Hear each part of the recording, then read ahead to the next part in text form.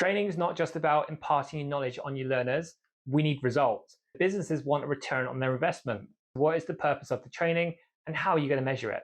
These are the two most important questions. There are 4 levels to training results and we'll go into each one. Reaction is the first stage. This is your immediate feedback by your learners of how well the training was, did they enjoy it and was it relevant to them.